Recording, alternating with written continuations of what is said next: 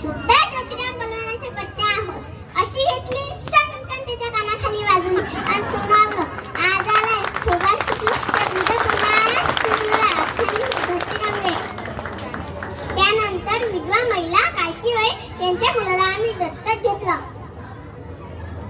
त्याच्या तुरु तुरु चालण्याने कसं आमचं मन कसं फुलून जायचं. त्याला वाढवलं, मोठं केलं आणि डॉक्टरही बनवलं. तितक्यातच पुण्यात प्लेगची साथ पसरली होती.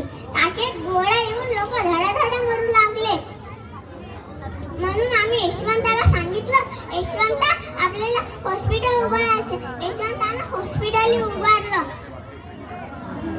पण प्लेग हा संसर्गजन्य रोग होता. तो कधी ना कधी आम्हालाही होणार होता. पण मुळीच आम्ही जगलो या समाजासाठीच ना. पण त्याच्यासाठी मरण करावं लागलं तर मरणा तुझे स्वागत आहे. म्हणून म्हणे, गतीविना नीती गेली, नीतीविना गती गेली, गतीविना शूद्र फसले. इतके अनर्थ अविद्येने केले. म्हणून मुलींना वाचवा, शिकवा आणि देशाची साक्षरता वाढवा.